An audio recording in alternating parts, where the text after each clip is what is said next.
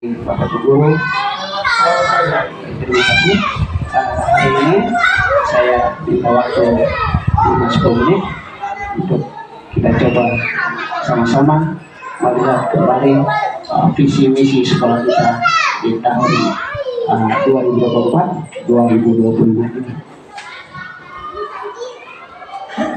Yang pertama sekali, patut kita menyampaikan syukur dan terima kasih kepada Tuhan karena atas berkat rahmatnya kita boleh dalam lindungannya kita mampu menyelesaikan visi dan misi sekolah kita untuk tahun 2024-2025 ini,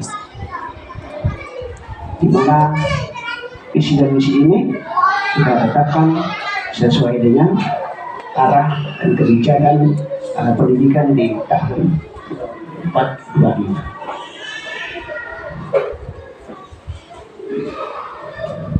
Di dalam perjalanannya, saya sebagai kepala sekolah coba menetapkan visi dan misi SDN Kesuwaru untuk tahun 2025 ini dalam perjalanan 4 tahun ke depan, di mana visi sekolah kita untuk tahun 2020 sampai 4 tahun ke depan, terwujudnya generasi perangkat mulia berprestasi dan cakap berteknologi. Itu visi kita di tahun 2025 sampai 4 tahun ke depan. Dari visi yang mantap ini, kita coba merumuskan beberapa indikator yang adalah menjadi titik tumpu untuk tercapainya. Yang pertama, taat beribadah sesuai dengan agama yang dianut. Yang kedua, berperilaku terbudi baik di keluarga, di sekolah, di masyarakat. Yang ketiga, unggul dalam pencapaian prestasi akademik dan non akademik. Dan yang keempat, tercapainya informasi digitalisasi di sekolah. Itu 4 indikator yang perlu kita perjuangkan untuk menjalani mimpi kita.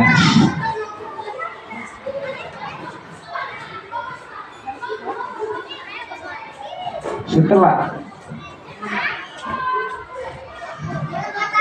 kita melihat visi dan indikator yang perlu kita selesaikan, kita lakukan untuk boleh mencapai mimpi kita itu, maka kita harus melakukan beberapa kegiatan teknis yang untuk mendukung visi atau mimpi kita itu tersebut, yang digambarkan dalam misi sekolah kita.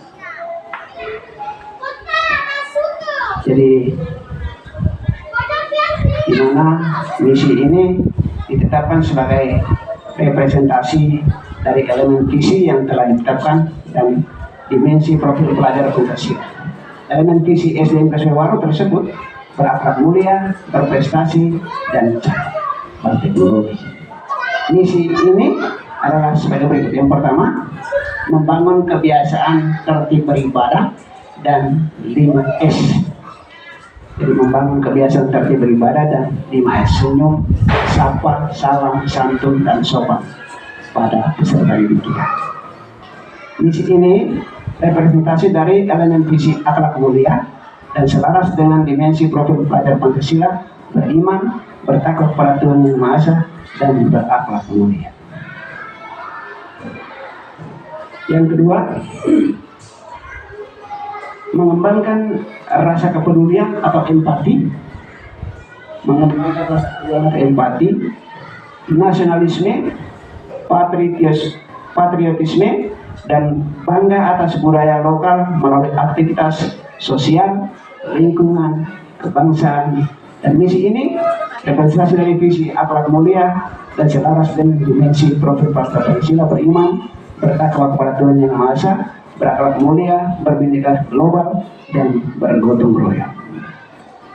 Misi yang ketiga, menyelenggarakan pembelajaran yang memberikan pengalaman lintas budaya, baik lokal maupun nasional. Misi ini representasi dari visi akhlak mulia dan selaras dengan dimensi profil Pramuka Pancasila berkebinekaan global. Misi yang keempat, mengidentifikasi dan mengembangkan potensi serta memfasilitasi pencapaian prestasi sesuai minat dan bakat peserta didik melalui keikutsertaan dalam berbagai kompetisi. Misi ini representasi dari visi berprestasi dan selaras dengan dimensi profil Pancasila, mandiri, bernalar kritis, dan kreatif. Misi yang kelima, menyelenggarakan pembelajaran berbasis high order thinking, skill advance, dan membangun 6 kemampuan literasi dasar: literasi baca, tulis, literasi numerasi, literasi sains, literasi digital, literasi budaya, literasi kewarganegaraan, dan literasi finansial secara konsisten. Misi ini dipresentasi dari visi berprestasi, cakap berteknologi, serta selaras dengan dimensi profil Pancasila, mandiri, bernalar kritis, dan kreatif. Misi yang keenam,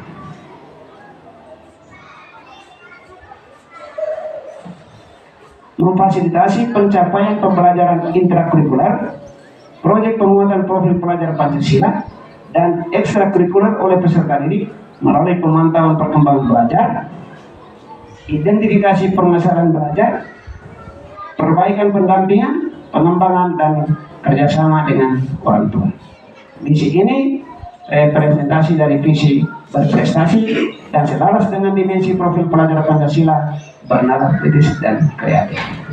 Misi yang ketujuh, mengembangkan kemampuan berbasis IQ untuk menghasilkan karya orisinal melalui pembelajaran intrakurikuler, proyek penguatan profil Pancasila, dan ekstrakurikuler. Misi ini representasi dari visi berprestasi dan cakap berteknologi serta selaras dengan dimensi profil Pancasila, kreatif, mandiri, dan bernalar kritis. Dari visi dan misi yang kita sudah gambarkan bersama tadi, muncullah tujuan dari visi dan misi itu sendiri. Tujuan akhir yang diharapkan oleh SDN Priswewaru dalam pelaksanaan program-program sekolah untuk menuju visi sekolah yang pertama, tujuan jangka panjang. Tujuan jangka panjang menghasilkan lulusan yang berakhlak mulia dalam hal tertib beribadah, 5S, senyum, sapa, salam, santun, dan sopan tadi, serta empati. Menghasilkan lulusan yang mampu melanjutkan pendidikan ke jenjang yang lebih tinggi sesuai minat dan bakat yang dimilikinya. Menghasilkan lulusan yang terampil dalam berpikir kritis, kreatif, menghasilkan karya, memanfaatkan teknologi digital, dan mengembangkan minat serta bakat. Yang keempat, menghasilkan lulusan yang memiliki penguasaan 6 literasi dasar: literasi baca, tulis, literasi numerasi, literasi sains, literasi digital, literasi budaya, kewarganegaraan, dan literasi finansial. Terciptanya karakter toleransi melalui pengalaman lintas budaya dalam pembelajaran lintas kelas. Yang kedua, tujuan jangka menengah. Tujuan jangka menengah atau tujuan yang dicapai dalam kurun waktu 2 tahun. Tercapainya prestasi sesuai minat dan bakat peserta didik melalui kegiatan ekstrakurikuler dan kegiatan kompetisi. Yang kedua, berkembangnya kemampuan berpikir tingkat tinggi dan kemampuan literasi dasar melalui kegiatan intrakurikuler, proyek penguatan profil pelajar Pancasila, ekstrakurikuler, dan pembiasan literasi yang direncanakan dan dievaluasikan secara berkala. Itu tujuan jangka menengah. Yang ketiga, kita masuk pada tujuan jangka pendek. Tujuan jangka pendek yang pertama, terwujudnya peserta didik yang berakhlak mulia melalui pelaksanaan budaya tertib beribadah, berdoa, dan 5S, senyum, sapa, salam, santun, dan sopan. Yang kedua, tumbuhnya sikap nasionalisme, patriotisme, dan bangga atas budaya lokal melalui kegiatan upacara, menyanyikan lagu kebangsaan Indonesia Raya, lagu wajib nasional dan lagu daerah, pembelajaran intrakurikuler, proyek penguatan profil pelajar Pancasila, serta kegiatan ekstrakurikuler. Yang ketiga, tumbuhnya sikap empati melalui kegiatan sosial. Yang keempat, terpenuhinya kebutuhan belajar yang sesuai bagi setiap peserta didik melalui asesmen diagnostik bagi yang membutuhkan dan pembelajaran berdiferensiasi. Yang kelima, berkembangnya minat dan bakat peserta didik melalui kegiatan ekstrakurikuler. Yang keenam, meningkatnya kualitas pembelajaran melalui pembelajaran berbasis aktivitas, tutor sebaya, dan kerjasama dengan orang tua. Yang ketujuh, meningkatnya kemampuan peserta didik dalam mengoperasikan perangkat komputer untuk mendukung pembelajaran dan asesmen. Itu tujuan jangka pendek dari visi dan misi sekolah kita.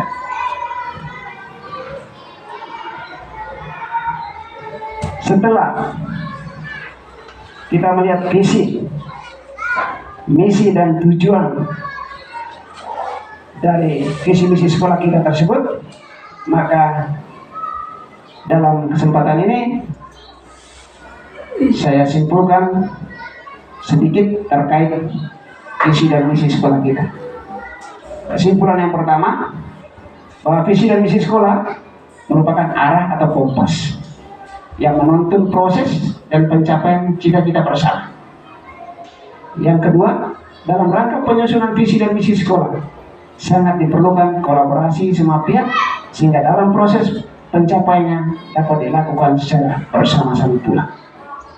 Yang ketiga, untuk mencapai visi dan misi sekolah, maka para peserta didik dan pendidik perlu memiliki daya saing yang kreatif dan inovatif. Yang keempat, sangat diperlukan agar guru dalam berproses menyesuaikan dengan kodrat alam dan kodrat zaman dari peserta didik sehingga proses pendidikan dan pengajaran efektif dan efisien.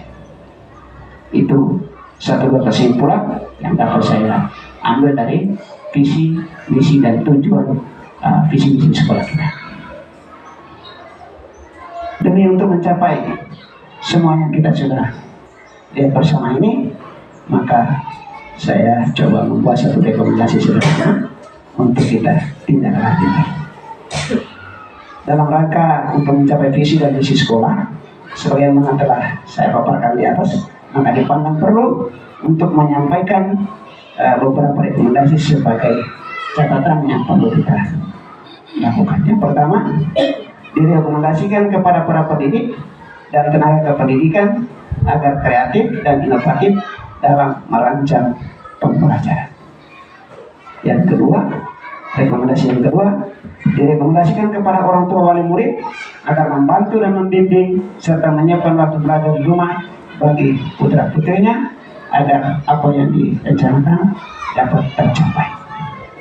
Rekomendasi yang ketiga, direkomendasikan kepada sekolah agar mengalokasikan dana untuk menyediakan alat dan media pembelajaran sesuai dengan tuntutan zaman saat ini.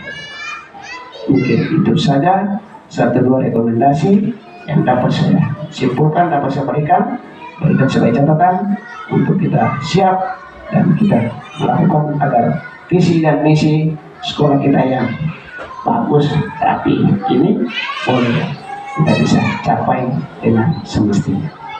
Mungkin itu saja satu dua hal yang saya sampaikan terkait visi dan misi sekolah kita di tahun 2024-2025. Terima kasih, selamat pagi.